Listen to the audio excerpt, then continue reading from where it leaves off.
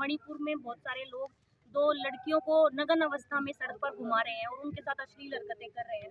जहाँ तक घटना सामने आई है, उन लड़कियों के साथ पहले रेप किया गया है और फिर उसके बाद उनको सड़कों पर बहुत बुरी तरीके से, बेशर्म तरीके से घुमाया गया। और जिसको देखकर जब से वो वीडियो हम लोगों के सामने आई है, हम लोगों को बहुत दुख है कि इस तरीके की घटना हमारे सामने आई। और मतलब सरकार क्या कर रही है। और सबसे ज्यादा दुख तब हुआ जब ये पता चला कि ये घटना जो है वो 2 महीने पुरानी है और उसके बावजूद भी मतलब प्रशासन सरकार की तरफ से कोई सरकार को पुलिस लगे हुए हैं। पुलिस भी वहाँ पर मौजूद थी, ये बताया मैं जा रहा है कि आपको एक पुलिस बात देख रही थी। पुलिस प्रशासन चाहे तो वो कुछ भी कर सकता है। आप लोगों के सामने, मीडिया के सामने कितनी बार हम लोगों ने प्रोटेस्ट किया। अगर हम लोग भी थोड़ा सा भी अगर गलत बोल देते हैं, पुलिस हमें भी डिटेन कर लेती है। क्यों उन लड़कियों को पुलिस प्रशासन के द्वारा डिटेन कर लिया जाता, उनको छिपा लिया जाता? पुलिस के पास हर साधन था, क्यों पुलिस ने फायरिंग नहीं करी? मतलब आज हम ये सब चीजें सोचने को मजबूर हैं कि क्या वो लोग दृश्य ही देखना चाहते थे? सर मतलब इतना दुख है इस घटना को लेकर। और मैं यूं कहूँ, लोग यहाँ कम पहुंचे हैं। एक तो सुबह सुबह बारिश होगी जिसकी वजह से लोग यहाँ पर पहुंचे हैं, लेकिन हमारा उद्देश्य कोई भीड़ करना नहीं था। लेकिन देश की जो राष्ट्रपति है वो एक महिला है, एक आदिवासी महिला है, जिसके साथ ये घटना हुई है वो भी आदिवासी जाति से आती है। मैं तो उनको यही कहना चाहती हूँ कि आप तुरंत प्रभाव से वहाँ पर मणिपुर में राष्ट्रपति शासन लागू कर दीजिए, क्योंकि लड़ाई केवल इतनी नहीं है कि किसी महिला के साथ रेप हुआ है।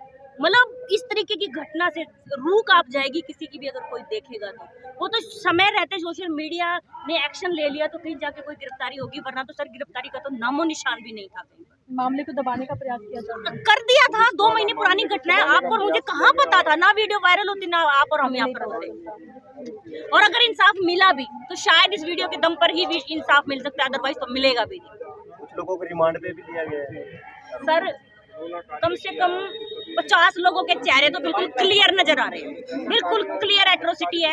इससे बड़ी घटना देश में ना हुई और मैं चाहती हूँ कि ना हो। लेकिन सर मतलब रूह कपाने वाली है। हमारे देश के चीफ जस्टिस जी ये कह रहे हैं कि सरकार से अगर नहीं हो रहा है तो हम कार्रवाई कर देते हैं। लेकिन सरकार, मैं ये जानना चाहती हूँ सरकार फिर क्या करेगी? मेरे को ये बताओ, क्या ये बिल्डिंगें बनाना ही सरकार का काम रह गया क्या? हम लोगों को कुछ नहीं चाहिए सर, कानून व्यवस्था सुदृढ़ रूप से चलती रहे, उससे ज्यादा कुछ नहीं चाहिए। ये बिल्डिंगें हमारे काम नहीं आ रही सर, ये बिल्डिंगें हमारे काम नहीं आ रही। हम एक तरफ कह रहे हैं कि बेटी बचाओ बेटी पढ़ाओ, सर कहाँ बच रही है? वहाँ भी तो बीजेपी गवर्नमेंट है ना। बीजेपी सरकार को कम से कम इतना तो देखना चाहिए। अगर मान लो वहाँ कांग्रेस सरकार होती तो हम कह देते कि भाई उन्होंने अच्छे से काम नहीं किया। लेकिन जब केंद्र में भी और सारी जगह पे बीजेपी की सरकार है और उसके बावजूद भी अगर इस तरीके की घटना सामने आ रही है तो बहुत शर्मनाक है। तो महिला सशक्तिकरण की बातें भी करते हुए नजर आते हैं बीजेपी के बड़े बड़े नेता। तो अब समय है कहीं ना कहीं उनको फांसी की सजा होनी चाहिए। नहीं देखो, अब सारे जो उनकी फीमेल जो MLA MPs हैं वो सारे चुप है, मंत्री भी सारे चुप हैं। मुझे तो समझ में नहीं आ रहा फिर बोलोगे कब? वैसे तो संसद में आप एक दूसरे के ऊपर आरोप लगाते रहते हो। आप लोगों की तो आपसी लड़ाई खत्म नहीं होती है, इस देश की जनता का क्या होगा? भाई हमें मतलब नहीं है, आप लोग लड़ो मरो कटो कुछ करो, लेकिन देश में शांति व्यवस्था होनी चाहिए।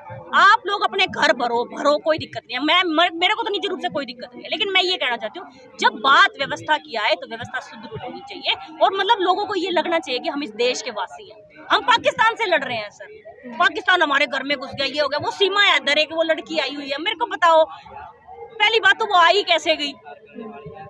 सोच के देखो आप। ऐसे तो सारे उसने तो रास्ता बता दिया, फिर इसका मतलब सारे पाकिस्तानियों को कि नेपाल जाओ और फिर भारत में घुस जाओ। इसका मतलब तो रास्ता ही दिखाने के लिए आई है ना वो। और फिर हम मैडम देखो, लोग कहते हैं ना कि जातिवाद नहीं है, जातिवाद नहीं है। ये नजारा देखो आप, जातिवाद सरेआम। अब इससे ज्यादा तो नहीं हो सकता ना। अब इससे ज्यादा फिल्म और क्या दिखाएं? शूटिंग थी पूरी, अब इससे ज्यादा तो और नहीं दिखाया जा सकता। ये जातिवाद है। आदिवासी SC ST में आते हैं और उनके साथ जिसने एट्रोसिटी करी है वो जनरल कास्ट से है। तो आज क्या करने वाले हैं? कहा किसी ज्ञापन? हम SP मतलब जो भी कोई लेने आएगा उसको ज्ञापन देंगे। लेकिन हमने राष्ट्रपति जी के नाम से ज्ञापन लिया है और रिक्वेस्ट हमारी एक ही है कि मणिपुर में राष्ट्रपति शासन लागू किया जाए और CM साहब को वहां से हटाया जाए। वो किसी लायक नहीं है। मतलब एक CM, उसके कहने से पुलिस प्रशासन काम नहीं करे, ऐसा हो सकता है? अभी तक तो CM साहब को लड़कियों के घर पहुंच जाना चाहिए था सर। वोट ही चाहिए थी ना, एक CM को वोट ही चाहिए ना। अरे भाई तू पहुंच जाता, तेरे को वोट मिल जाती। बट अगर आप इग्नोर करोगे, मैं तो ये कह रही हूँ हो सकता है वो कार्यकर्ता भी होंगे, तो भाई देखो व्यवस्था बनाए रखने के लिए कई बार कार्यकर्ताओं के खिलाफ भी एक्शन लेने पड़ते हैं, तो लेने चाहिए थे।